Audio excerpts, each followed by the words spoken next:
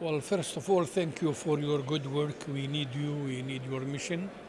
Really, we are in the Synod for the moment in Rome. I'm happy to be here for two reasons. To live this collegiality, this communion all together. But there is something more for me. Many of the bishops here present came already to the Holy Land, and we know already them, each other, and most of them were invited to the Patriarchate. I will be happy to invite you one day when you come the same time. Really, I am here in Rome in the Synod, but my heart, my thoughts is in Jerusalem, and more or less daily with email, with call, we are in touch with the diocese in Jerusalem, with the auxiliary bishop and so on. In fact, the situation is not easy. It goes worse and worse, more and more. Today I received an email from security of Israel to say all the checkpoints between Bethlehem and Jerusalem are closed and everybody must go through the tunnel. To say it is more and more difficult, less freedom to movement, consequence, less pilgrims, less tourists, less work in the hotels and the rest. Everything is going not for what we wish, what we want.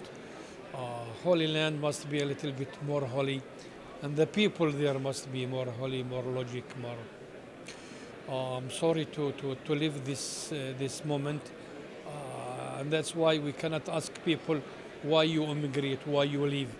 They leave because they cannot accept, they cannot stand this situation and leave, and immigration, which make us more poor and poor, and our number is more and more reduced. That's our situation. I said in the past that in the same time we are, until now more than ever, we are a church of Calvary, church of suffering, church of mistrust, and so on and so on. But in the same time, thanks to the solidarity of all the bishops here present, to the church all over the world, we are still a church of resurrection, of hope, of future. We will never lose hope. We will never lose charity. We will never lose that we can live together with the Israeli people, Arabs and Israel. We are condemned to live together. I hope that we will have some good leaders with common sense, with logic, to say, let us live together as a friend, as neighbors, and not always as enemies. We are tired from this bad news, sad news, violence news coming from outside, from Jerusalem till here. We are concerned about the family, and we are aware about the many problems, challenges that the family have to face. But at the same time, we were not agreed about which kind of problems, of challenges. All the time I wasn't agreed, not even with the Instrumentum Laboris. I think it is a little bit more Occidental, European, American, and less Oriental, less to our problems. That's why it is more than normal not to have the same idea about the challenges of the family. We have the mauer separating, the wall separating our families.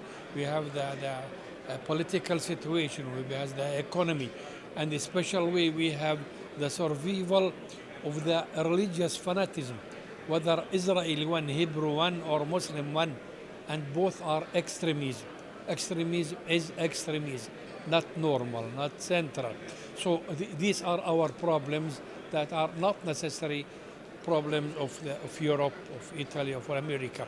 At the same time, in the Middle East, whether for Christians or Muslims, we have only religious wedding, marriage, not civil. So we haven't all this kind of marriage and families and so on. We haven't this. So that's their problem, their challenge, not necessarily our challenge. So it is nice to discuss together and to see the difference. But at the end, there is one point where we are all agreed how we can help our families to live as family, to live as Christian family, to be relaxed, to be happy in their marriage, in their family, what we can do, what we can help. At the same time, I think that we need the politic and politicians to help us. We are discussing, but we have many problems. If there is no political plan, family politic to help us. We will stay alone in our good ideas, good intentions, but not to achieve on the concrete way.